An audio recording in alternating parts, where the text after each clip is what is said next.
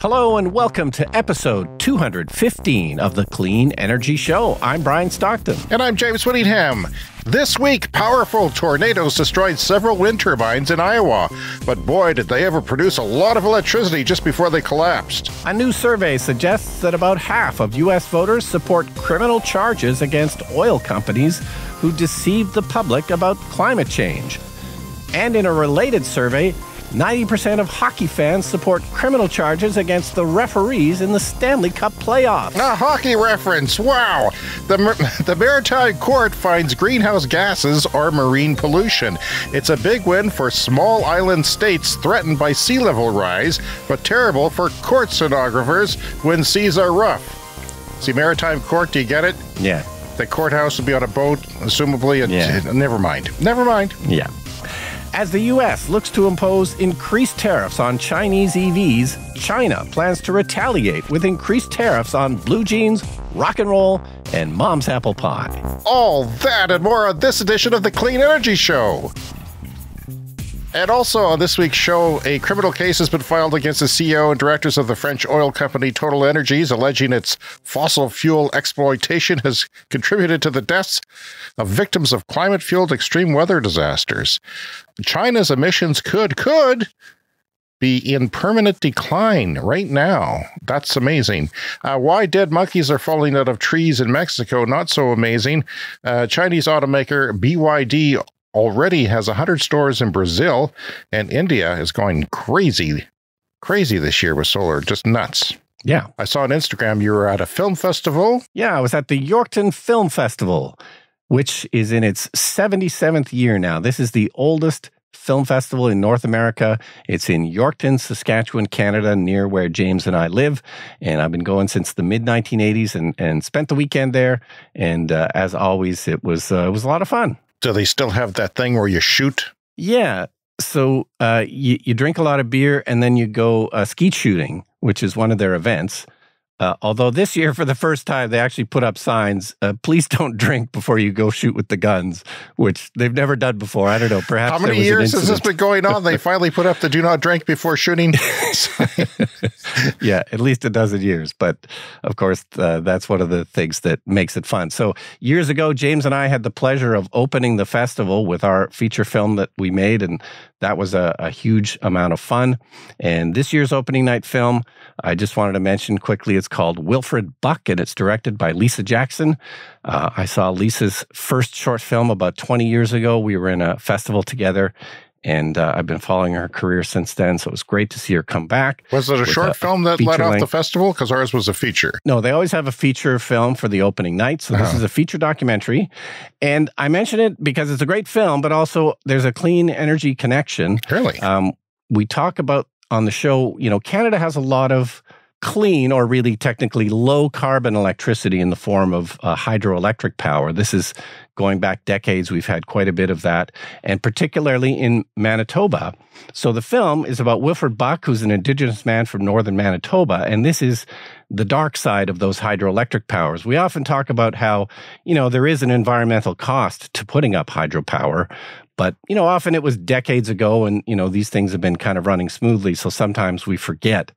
But Wilfred Buck and his family were from northern Manitoba, and, they and many other Indigenous people in the area basically made their living off the river in northern Manitoba that, in the 60s, they decided to dam it up, kick everyone off the land, and create this hydroelectric dam, which, has provided a lot of clean power, but we often forget there's a social and environmental cost to all of this. And, that combined with the other terrible policies of the Canadian government really led to many, many hardships for the Indigenous people. And Wilfred Buck, his family from that point really kind of scattered, and he was the only one really to, make it out alive. And so he's had an amazing life. He's written a memoir, and the film is kind of based on his memoir. But it's a really great film and an inspiring story. And if anybody wants to know more about the way Canada has treated its Indigenous people, this is a great place to start. I can't believe you went to the Yorkton Film Festival and came back with a clean energy story. I know. That's pure luck. Because you were going to talk about it anyway. It's what you did on the weekend, right? So, I mean... I was going to talk about it anyway. So the film's not streaming anywhere yet. It's going to play, it's brand new. It's going to play at the Hot Docs Festival in about a month, and we'll probably be streaming after that. There's a great website, by the way. Do you use justwatch.com? Have you ever seen that? No. If you're ever looking, there's a movie you want to watch and you're not sure where to find it because there's all these different streaming services. Yeah. You go to justwatch.com, you put in the title, and Wilford Buck is listed there, and you can set a notification because it's not streaming right now. Huh. But you can set a notification, and once it arrives somewhere, it'll tell you, oh, it's on Disney Plus, or oh, it's on Just Watched Netflix. Or Just Watch? Justwatch.com, and there's an app as well. So I keep a list there of a bunch of movies I want to watch. Yeah, that's like... And it's tailored to every country because, of course, it might be on Netflix in one country, but not another. Yeah, because we don't, we usually see the American versions of when things are coming, and it's always disappointing because we have, different licensing things that are on Netflix in the US or Hulu, or we don't get them here necessarily. And sometimes we get things that they don't get, so it works both ways. This is tailored to every country. I'm not sure if they do every country on Earth, but yeah, Wilford Buck. Great film. How long have you been using that app? It's not going to go away anytime soon. It's like... No, it's been a couple of years now. Yeah, it's super helpful. Okay. Well, I was outside minding my own business the other day when the pipeline plane flew over, and I have a clip of that. I've been talking about it on the show. If you're watching on the YouTube channel, you'll be able to see it. This is flying at low altitude, right over my house. It buzzes it sometimes daily, sometimes weekly. They're looking for leaks in the pipeline that is adjacent to my backyard fence. And there's multiple pipelines back there. Some of them, actually, the oil pipeline's the least dangerous. It's the ones that have sort of gases that would leak as a gas that's heavier than air, and they would sort of fill the neighborhood and then hit a smoker and blow up. That's the way I see it. But that's not happened yet. But yeah, my surprise was that they built this neighborhood knowing the pipeline was there. Or before they built a neighborhood knowing that they're going to put a pipeline through the neighborhood. And I thought, well, no, don't do that. That's stupid. No. Now they have to fly a plane over, because they don't fly it over the countryside that often. They do it a lot less frequently, because I can see on the radar app where they're going. They just fly over the city and land, and that's got to cost a lot of money. And it's because they're worried. Brian, Friday night, at supper time at 5:55 or 5:50 p.m., we were about to have supper, or deciding on supper. Did not have plans for supper that night. We're working it out. And the power went out for 4.25 hours or so. Wow. That doesn't happen very often. And I tell you, it threw a monkey wrench into our supper plans. We ended up sending the kids to Domino's Pizza outside the outage area. Yeah, of course. Because all the rest, you can't order takeout because you have to go outside. Because it was a pretty big area. It was a large swath of the quadrant of the city, I would say. And yeah, it was a big outage because you could see all the different things listed. But it was just kind of weird. We didn't know what to do with ourselves. My family all thought, gee, I hope it doesn't get too cold in here. And I'm thinking, people, I have not been running the furnace for over a month. The furnace has not been on in a month. Yeah. It's completely heated by the sun, and it's warmer out. It's not warm, and we're below normal so far this year. But you know what happened? Kids came out of their homes and into the field behind my house. There's a park, a pipeline, and a field, and a school. All kinds of kids. Dozens of kids. And then the sun went down, and you could see the street lights turn on when the power came back, and they ran, Brian. They ran as fast as their little legs could take them. They ran as fast as they could back to their homes and screamed in glee. And then it was quiet. There was nobody around after that. So it sounds like a flashback to our youth when we only had 2 TV channels, so we would actually leave the house. But they were out there playing sports and happy. They were happy, Brian, but not as happy as when the power went back on and they fled. They fled. I wish I had footage of it. It was just, they all screamed, "The power's back," and they went off into the directions like rats fleeing a ship. Anyway, BC Hydro sent me an email saying that they are going to Well, first of all, they have EV chargers in the province of British Columbia, which I've used, and they were wonderful, although some of them were like a fast charger that only did 25 kilowatts. And usually the lowest you would see is 50, and you'd want to see, 250 for a Tesla. Yeah. You're filling up at 250 kilowatts at that rate. So some of them were disappointing, but they are, because my family, we just sat down and watched a couple documentaries on the Alaska Highway. We were just killing time after lunch one day. So it's kind of a remarkable story about the Alaska Highway, because it was built in 1942 because they were worried, the United States was worried about Japan invading Alaska, because Alaska protrudes way out into the ocean and they could use that as a bridge for invading. And they tried flying, I think, 38 flights. They set up little airports in Canada so you could hop over them to get to Alaska. And I think 27 of the planes crashed into the mountains. They didn't do well. Yikes. Getting over the mountains in the Yukon, which is close to the Alaska border. So they built this road in 5 months, this 1,000-kilometer road in 5 months. It's not paved, but it is gravel. And the army did this, and there was a lot of racism involved because the black soldiers were given terrible jobs by their southern commander, and the white soldiers were given better jobs operating equipment. But it was hell, and people died. Equipment was abandoned. If you go along this highway now, there's lots of history to it. Canada ended up buying the highway back so that they didn't feel bad about it or something. I don't know. I don't know. So that they could use it, and it's paved now. And it's a popular destination, but not for an EV. It's one of those places where you definitely can't take an EV. But what's interesting is the Northern Territory in Canada, I think it's Yukon, probably. And they have a lot, their government there has a lot of chargers set up. Just, there's the population of the whole territory is like a small town, like small city. It's not very much. They have hardly anybody there. So it's amazing that they even have done this. And we have, a lot more population here, a lot more industry here, and we're not doing that. Anyway, that's already set up in the Yukon. So BC Hydro is, they have 2 highways that go up there.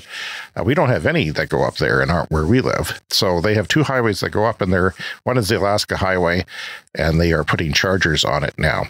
So that's very cool, and it opens up the opportunity for our American friends, if you want to go up to Alaska, or our Alaskan friends to go down to the lower 48, that will be possible in a year or so. But they're already starting that, and that's very cool. And also, we talked about Fort Nelson, which is up there. It's on one of those roads because it has been evacuated by forest fires last week. Now they're coming back. But I mean, that's a problem if you want to evacuate and you can't get out of town with your, say, you have a Ford F-150 Lightning electric truck. So there's a report on the Canada's charging infrastructure as a whole. It's up 33% in the last 12 months.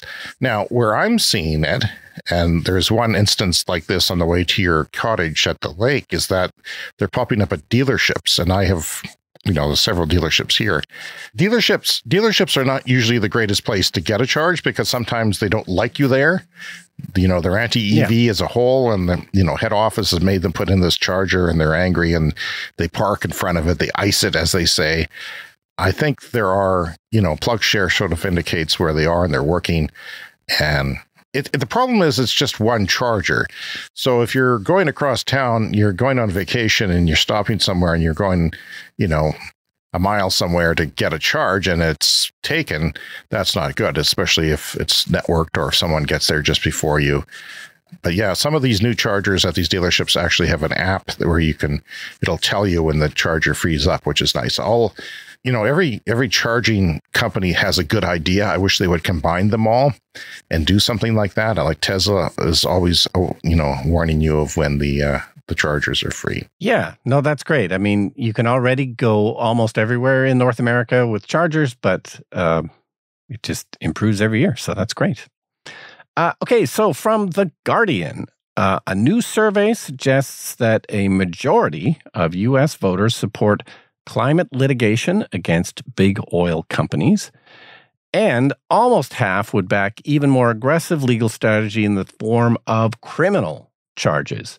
So we know that criminal charges eventually happened in with Volkswagen and their Dieselgate scandal, and Volkswagen executives actually went to jail.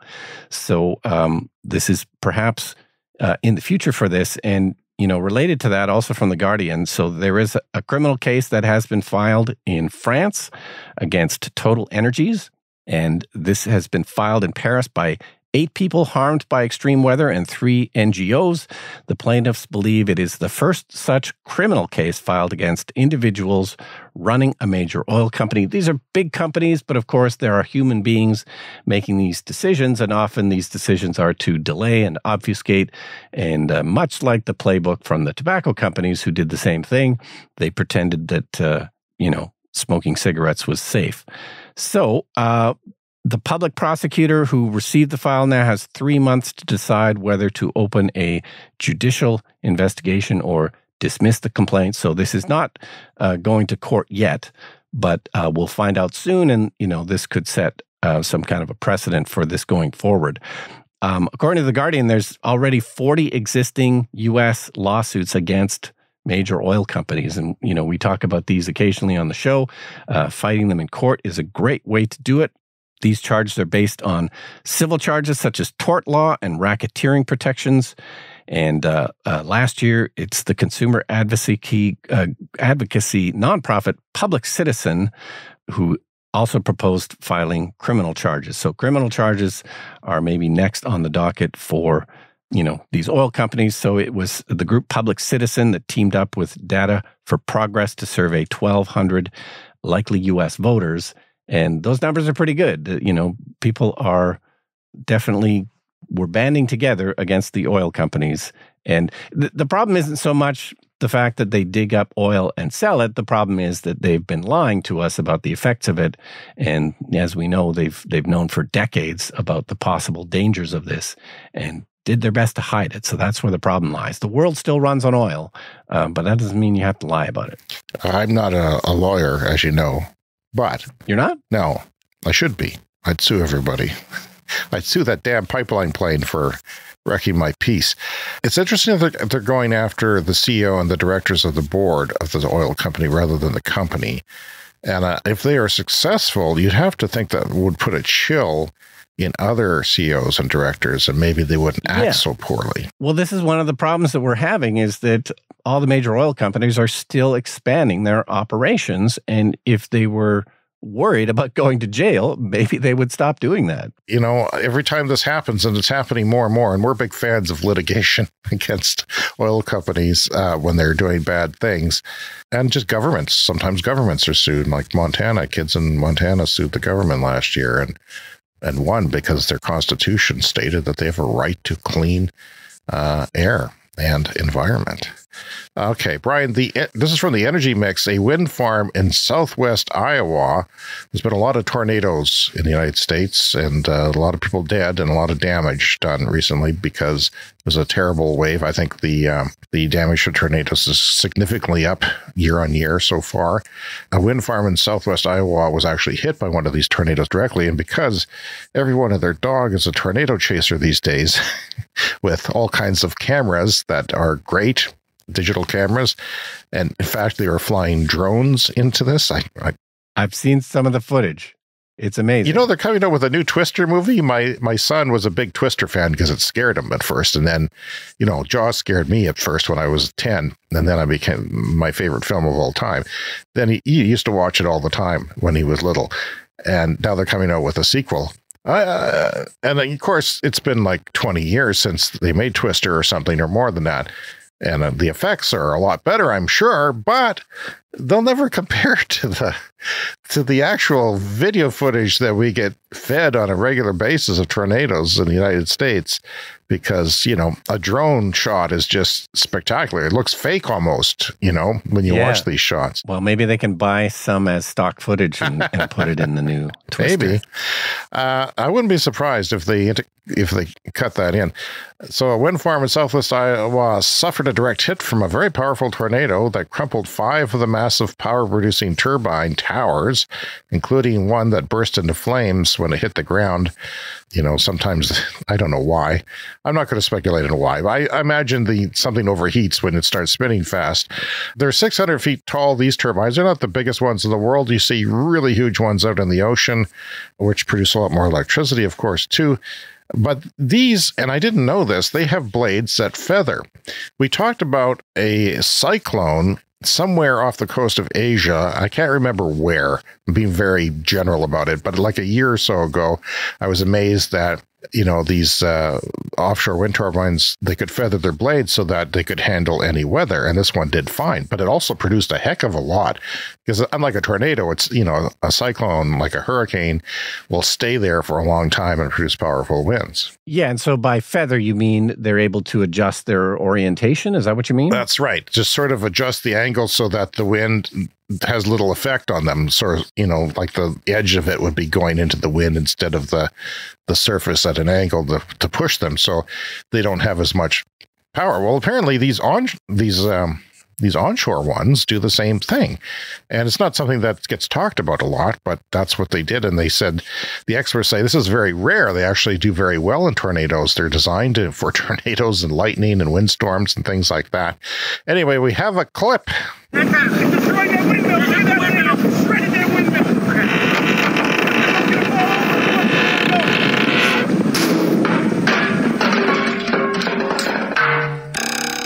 The Munchkins call me because a new witch has just dropped a house on the Wicked Witch of the East. Okay. I embellished that clip with some sound effects because they didn't have the sound effect of the wind turbine going over. But that was storm chasers calling it the windmills disintegrating. They're not windmills. Windmills are something completely different. Wind turbines, please. Just pet peeve of mine on the show. You know that. Yeah. If there's one thing we can accomplish by 2030 on this show, it's that please call them wind turbines, not windmills. Yeah. But experts say, like I said, these are rare. Several of the turbines at Mid-American Energy's company's Orient Wind Farm recorded wind speeds of up to 100 miles per hour as the tornadoes approached. That's 160 kilometers an hour. That's a lot of wind that would damage most things. I always thought they had brakes on them, and I think they might have brakes too, but also, you know, because they're, I don't know what the wind speed is, but it's not 100 miles an hour that they can take. They'll shut down long before that, which is too bad. But, you know, you have to keep them working because there's moving parts in these things. Yeah, and of course, a tornado is different than a normal wind as well because it's circulating in a spiral. Wow, but 100 miles is pretty powerful. And just before the turbines were destroyed, they said in a statement that was what they achieved, and this was unprecedented impact on our wind fleet. We have operated wind farms since 2004, the company said. And while there have been isolated incidents of tornadoes or hurricanes damaging wind turbines, fortunately, such occurrences are extremely rare. Wind turbines are built to withstand high wind speeds and severe weather like tornadoes, hurricanes, and lightning strikes, but few structures are designed to withstand a direct hit from a powerful tornado, and 5 of them went down. Designers will likely look at this event and all the great footage of it, including the spectacular cinematic drone footage, and revise the standards and learn from it. So that's kind of a good thing that they were there, and no one got hurt as far as I know. So as far as that particular area. Yeah, and of course, solar panels probably, you know, generally do fairly well in extreme weather, but again, you know, a tornado would take down solar panels or sometimes hailstorms, but only if the hailstones are super huge, like baseball sized. Right, and they can be. And Calgary has got so much hail in the last 15 years that they've started seeding the clouds, you know. Yeah. And they're like 5 planes go up and just go around, and people tweet this, and it's rather remarkable. The insurance industry pays for it, which is a brilliant idea when you think of it, because it makes the hail smaller if it falls out of the sky. Yeah, they're trying to sort of start the hail falling before it goes too big or something like that. Yeah, because the updrafts, you know, keeps throwing it up in the air where it gets cold and frozen and comes back down and up and down. And then, I'm no weather expert, Brian, but I wish I was. Let's dip into the mailbag, shall we? We got a letter here. It says, "Hello, Brian and James. I'm not sure if you've heard of Sense home monitoring system. I have not. We are in our house and are just going to, through the setup process. I'm finding it interesting to see the load on our power usage. I can see that it will be a bit of work for the system to learn what is being used in your house. Our solar is not installed yet. They're getting 10 kilowatts. That's a big system for a house, Brian. And what it is, it'll be integrated with the system as well. So that's interesting. I'm a big fan of, like when when the power went out, my house did not function because all my smart devices needed rebooting and they didn't like being offline for 4.25 hours. I still have to go look at some lights on the stairs that aren't working all this time later. But yeah, no, I'm a big fan of that. And it's, most people don't think about the electricity that they use in their home. That's great. I like that. And, this is the future because we will have the grid integrated with our homes, right? We'll have perhaps our EVs powering the grid and getting paid for that, or just, backing up the grid for a few minutes or a half an hour. There's lots of different ways, and we'll be, managing demand is part of the new system of electricity in the future, because the grid will turn off our air conditioners if it needs it, or, raise the set point or something like that. We'll have to approve that. It's not going against our will. But, water heaters that have tanks in North America, here we have tanks. So that can be turned off in the day, or, at night. You're not going to have a shower necessarily, and the water in there will still be warm. I hadn't heard of this before. Yeah, the Sense home monitoring system. I had a look at the website. It looks really interesting. As you know, about a year ago, I upgraded the service in our house, the electrical service, from 100 amp to 200 amp.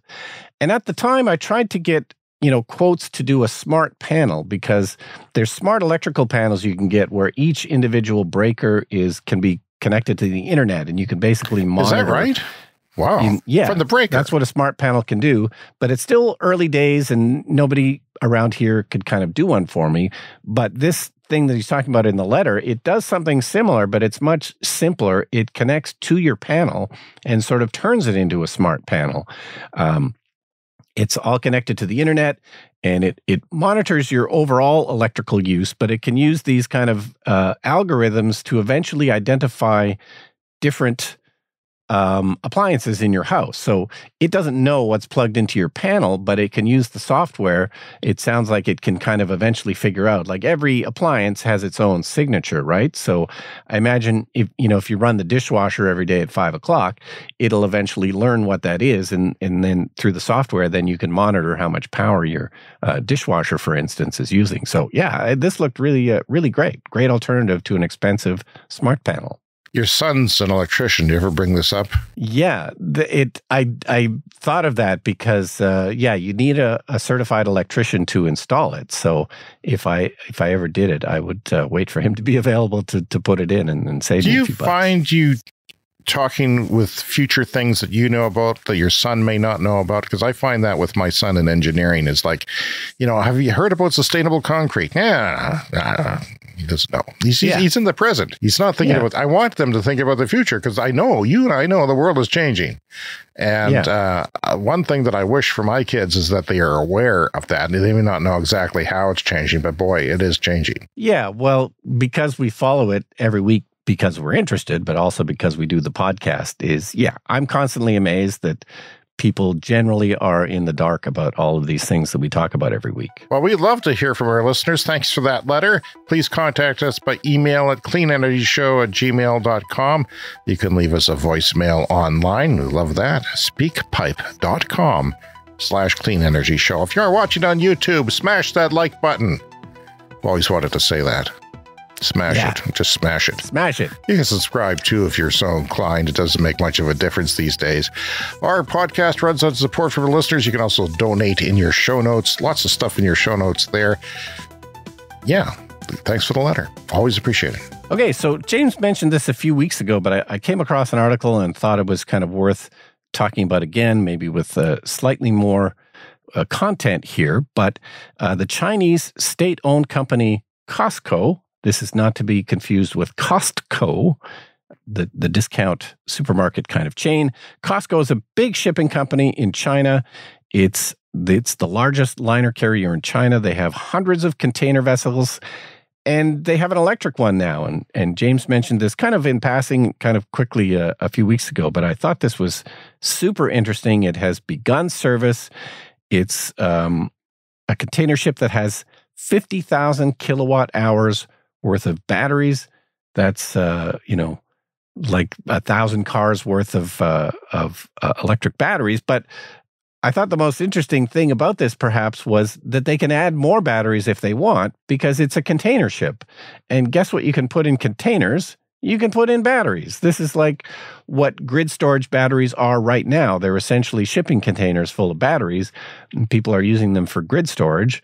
So if they want to add more juice to their electric cargo ship, they just put on more containers full of batteries. So it can go up to 80,000 kilowatt hours of storage from the standard 50,000. They have 50,000 kind of permanently installed, but then they can add another 30,000. So this is saves approximately 15 tons of fuel if they're kitted out with the full 80,000 kilowatt hours. And so they're saving 3,900 kilograms of fuel for every 100 nautical miles. This is going on a regular route. It's about a 300-kilometer route from 2 different ports. This is not transatlantic. It doesn't have the range for that. Maybe someday that will come, but for sort of coastline or inland port to seaport type of shipping, this looks, totally great. Yeah, I just wanted to mention that the email was from Bob. And Bob, I can't remember where you're from. I'm not going to speculate because, I'm getting senile, but thanks for that letter. I noticed you have the word Tesla in your email address, or one of your email addresses. You probably own a Tesla. So we know that much about you, Bob. Thank you. Yeah. I think that's interesting. And I look forward to the next one. How quickly will the next one come? Because is this an experiment? Are they testing it? Is there any problems with it? Or is it like saying, whoa, this is a great idea. Let's get on this. Because there are short shipping things going on in the world, especially in China. And it is kind of the first of its kind, but the fact that it's already in service, like this is not just an experiment. There was no lab report, press release. Yeah. It was just, here it is, it's going. What do you think? And it's already in service, so certainly it makes it possible to do more of this in the future. Climate change and small island states. They are hailing a court victory, an ocean court victory. Again, not a lawyer, Brian. Wasn't aware that there was a marine court. Ocean court. There is a marine court or ocean court or something like that. Start a sitcom called Ocean Court. Be like the Love Boat, but stupider. A global maritime court ruled that greenhouse gases are marine pollution. This decision is important for small island nations. They are threatened by rising sea levels, obviously. If you want to find someone who cares about climate change, find a small island nation whose sea levels are rising, and they tend to take it more seriously than us landlocked idiots in North America. The court's opinion is advisory, but it sets a precedent for future cases. Countries must do more than what the 2015 Paris Agreement requires to protect the ocean. The ruling creates a legal duty to monitor and reduce emissions, and small island states, they feel ignored by global climate talks. Obviously, they sometimes get to speak, and everyone sort of leaves the room. It's really one of those frustrating things about COP conferences. So they feel ignored by climate change talks sometimes, and so they see this as a significant victory, and the decision may influence other international courts' rulings on climate obligations. Major polluters like China, though, they were opposed to the tribunal's authority to issue this opinion. I always bow to the authority of Ocean Court. Can you get speeding tickets in Ocean Court? Can you get parking tickets, for dropping anchor somewhere? I don't know. Dropping anchor somewhere. There's a lot of jokes there. All right, so from Electrek, China threatens tariffs up to 25% on imports in retaliation for EU and US tariffs on EVs. And this was inevitable, of course. This is essentially a trade war at this point. The US is moving up to 100% tariffs on Chinese EVs. It also actually includes solar panels and batteries and medical supplies and stuff as well. So it's not just EVs that the US is imposing these massive tariffs on. So, of course, China is talking about retaliating. The EU has threatened to increase their tariffs. They haven't quite done it yet. So part of this from the Chinese government is maybe to kind of press the EU to maybe not do it, because, of course, if they do it, China will retaliate. Also in late March, China's Ministry of Commerce filed a complaint to the World Trade Organization targeting the U.S.'s Inflation Reduction Act, saying it is unfair in terms of world trade. So, this is going to be more courtroom fodder. This is going to become the court reporting podcast. Maybe we should have an offshoot with lawyers. Hey, there's an idea. They'd have to have a sense of humor, though. Lawyers don't have a sense of humor. The EU has, I think, a 10% tariff now on EVs, and they're going to 25. They're hoping to move it up to 20 or 25. Yeah, I think 10 is no wonder they're threatened, because 10 is not going to stop China. But there's been a lot of ink spilled on this issue since this has come out, because you're balancing. Well, the negative view of it is that for political reasons, to make happy the auto manufacturing states, which are swing states in this upcoming election, U.S. Presidential election, Michigan, make them happy by putting tariffs, because this is a big threat. However, you have to balance that with the fact that China is making a lot of cars, and they're making them cheaper. They're making them better. They own the whole supply chain from the mine to the make the batteries and everything. They're able to do it that way, and they're doing it well. They're designing them well. They look good.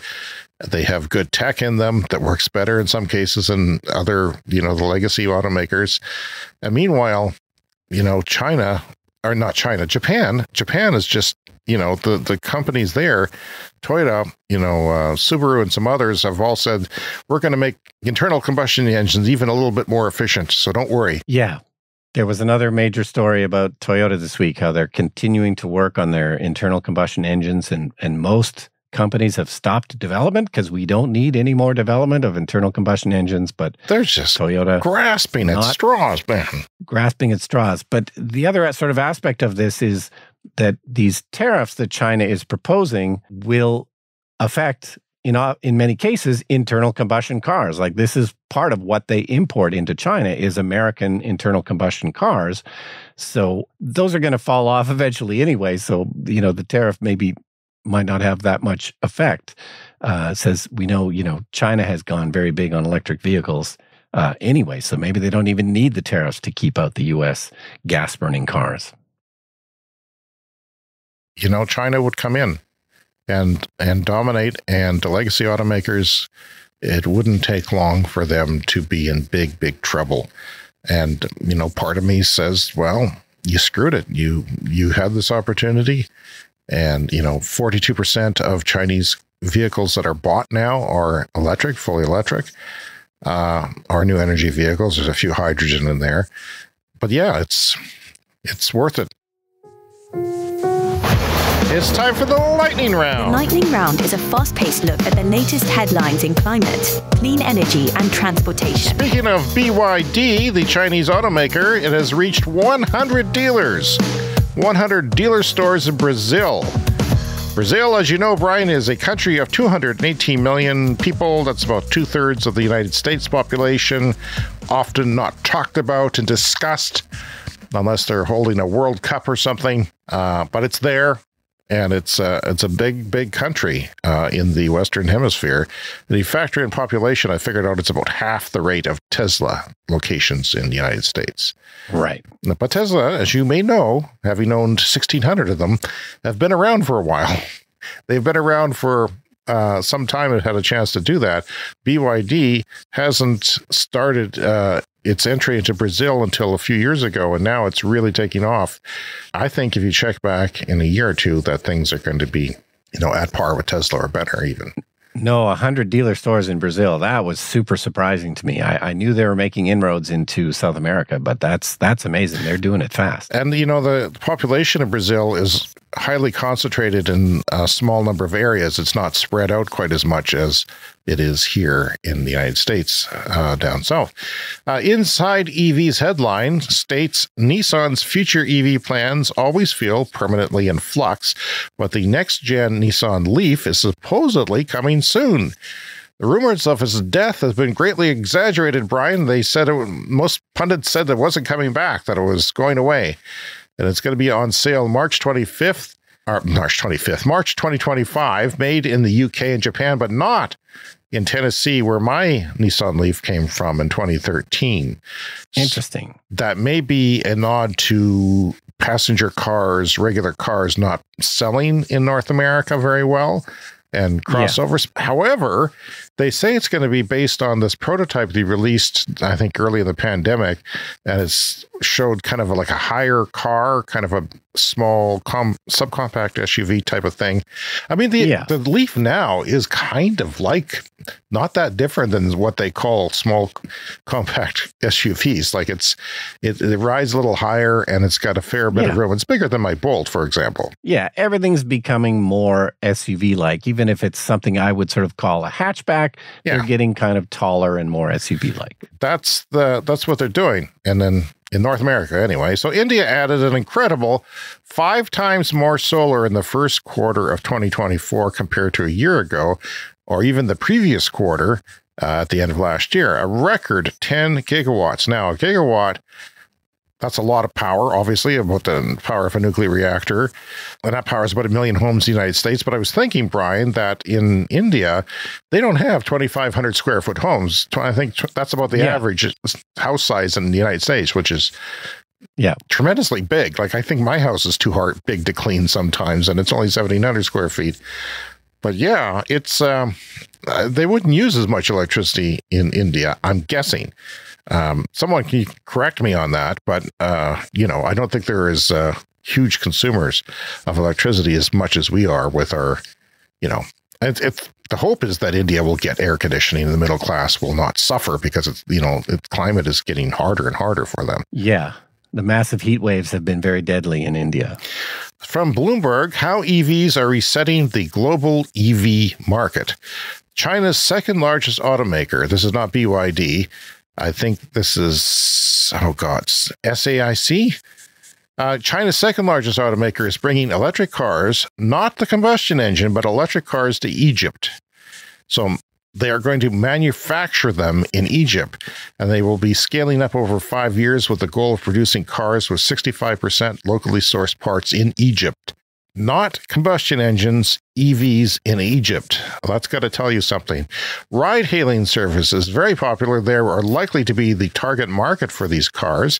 And manufacturing, like I said, will scale up. It's going to take 3 to 5 years before this gets going. And it's time for a CES Fast Fact. In 2014, China sold 75,000 EVs and hybrids, and they exported 500,000 cars. And if you fast forward 10 years to 2024, China's selling more EVs than any other country, 9.5 million cars delivered last year. So 75,000 10 years ago and almost 10 million now. Wow. In only 10 years. That's crazy. I'm willing to bet that 99 out of 100 people have no idea. Yeah.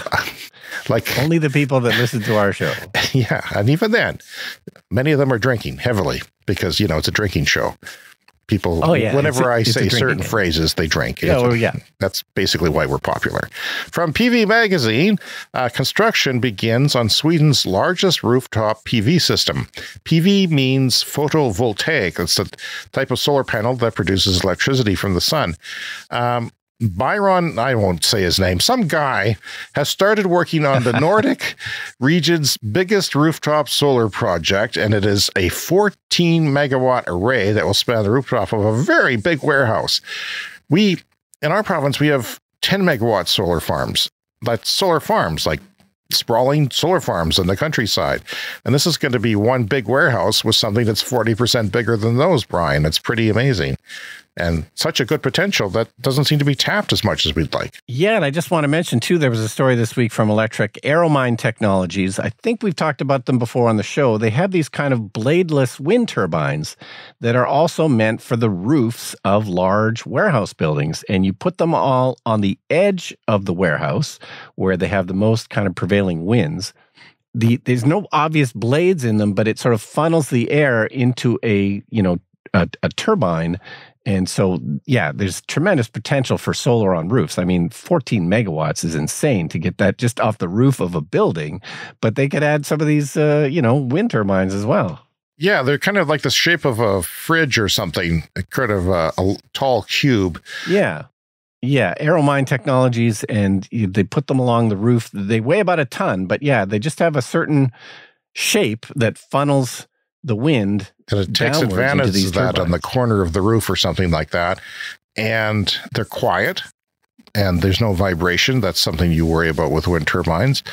I don't know if this is going to take off or not, but they're saying that you get more electricity than you would from a solar array of the same amount of money. But then I'm also thinking, hey, you're only using up a small amount of room. Why not throw some solar panels on there too and kill two birds with one stone? Do both, for sure.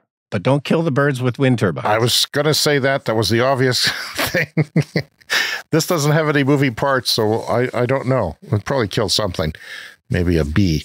The Biden-Harris administration enacts a law banning the importation of Russian uranium. That's important because Russia has a certain type of uranium that is popular in some nuclear reactors, which are located in the United States. So dead monkeys are falling from trees in Mexico. Why? It's a brutal, brutal heat wave. They're setting record temperatures. My climate-happy son was telling me that some parts of the world have peak temperatures in May right now. And actually, Mexico's one of those countries. And yeah, I've already forgotten why, but he explained it to me. It has something to do with weather patterns and our versions of monsoons in North America. So monkeys have been dropping dead out of the trees as the savage heat wave has intensified in that country. They're howler monkeys, and they're falling like apples, this quote says, and they were in the state of severe dehydration, and they died within a matter of minutes. That's from the New York Times, if you want to read more about that. Per capita emissions since 1990, Canada is one of the highest per capita emitters in the world. Within Canada, Saskatchewan, which happens to be where Brian and I grew up and are currently living, is the only province to increase their per capita emissions since 1990. We've increased them by 30%, Brian. Doesn't that make you sick? How ironic that the Clean Energy Show comes from basically the worst place in the world in terms of per capita emissions. But we will say that we have solar panels on our roof, and this is fully solar-powered, a beautiful sunny day. Yes, right now. Not our problem. It's not our fault. We're doing our best. We're doing our best. Neighboring Alberta, home of the oil sands, they reduced their emissions by 15% during the same period. Like even, Satan has done something better than what we have. It's crazy. Bizarre. Battery power. Tesla's battery storage installations for 2023 more than doubled the 2022 volume. It's up by 125%. The division's profit is nearly quadrupled. So Tesla is suffering with car sales right now, but I would think that would free up batteries, because they make some of their own batteries. And if they're selling this and they have contracts with battery suppliers, well, just throw them into the utility storage. These are big things that we were talking about that power the grid. Yeah, and they make these battery grid storage systems in the U.S., but there was an announcement recently that they're opening a factory in China to do that as well, to do grid storage batteries, which again go in these shipping container-like things. And China's going crazy with, grid batteries as well. They're storing solar from the day and putting it into the peak in the evenings and into the night. 120 Fahrenheit in Pakistan this week. That is 50 degrees Celsius. And I've said several times on the show that I vacationed in Death Valley for a day during a heat wave, and it was 50 degrees Celsius or 122 Fahrenheit. And I would get out of the car, our air-conditioned Prius at the time, and look at a site and do things. But 10 minutes in, my skin was hurting because it was windy as well. And it was like reverse frostbite. It was painful. And these people are living in it in Pakistan, and they're not very many people have air conditioning or shelter or any respite from this. No, and if your air conditioning had died in your Prius, I would be dead, Brian. I would not be dead. I would be a carcass rotting on the side of the road, completely picked over, and a few bones remaining. That would be my existence. Because yes, it was scary. It was your senses were on a heightened thing because you know that there's one air conditioner away from death. And my God, you'd think a lot of the fragile people in India are dying, the elderly, the sick, and so on. On Monday, theinformation.com reported that the going rate for iron-based LFP batteries in China was dirt cheap. It was only $56 per kilowatt hour, which is incredibly cheap. It used to be 150 or something like that, you know? Yeah. We were waiting for it to get below 100, and now it's down to 56. This is in China, though, and severely challenging Western battery makers. And they're saying now, this is like a week ago, oops, we were wrong. They're only $47 a kilowatt hour, 16% cheaper than we even thought after a closer look. Wow. I don't know what to say. That's just, it's something that we'll keep an eye on. It's very interesting times for batteries. This is from Bloomberg. Finally this week, China is spewing less carbon into the atmosphere for the first time since the pandemic ended, signaling that the world's biggest polluter may have peaked emissions more than half a decade before its own deadline, according to new research from Carbon Brief. China's CO2 emissions fell by 3% in March after a surge lasting 14 months that followed the lifting of zero COVID controls, showing the country has the ability to peak emissions imminently. That's not definite, but it's possible that China has peaked its emissions. Our governments here in our horrible province always blames China. Look at China. Look at what they're doing. Yeah. They're building coal. They got lots of coal. Well, those coal plants aren't being used very much, and the Chinese government is paying them just to exist for droughts and for, heat waves as backup power. And our per capita emissions are up 30%, and China may have hit its peak. And of course, every country will hit its peak of emissions eventually and then start heading down, but can't happen soon enough. Well, that's our show for this week. You could contact us, cleanenergyshow@gmail.com. Around social media, we are Clean Energy Pod, and there are videos of our show on TikTok and YouTube, including some special content not featured on the podcast. If you're a fan of the show, and I don't know why you wouldn't be, the Clean Energy store is linked in your show notes, so you can wear our hats, shirts, mugs, even request things that are odd. Put our logo on them. Rate and review us on Apple or wherever you're listening to our show on iTunes. That helps us. We thank the people who've done that, and we'll get to reading your reviews soon. And you can donate with PayPal if you like. If you're new to the show, hey, thanks for coming.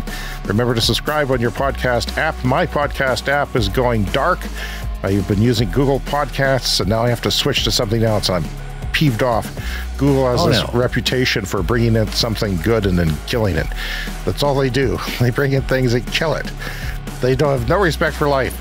If you're new to the show, please remember, subscribe with your podcast app, because we do this every week. Maybe we'll take a week or two off in the summer. And but we have fun doing it. See you next week. See you next week.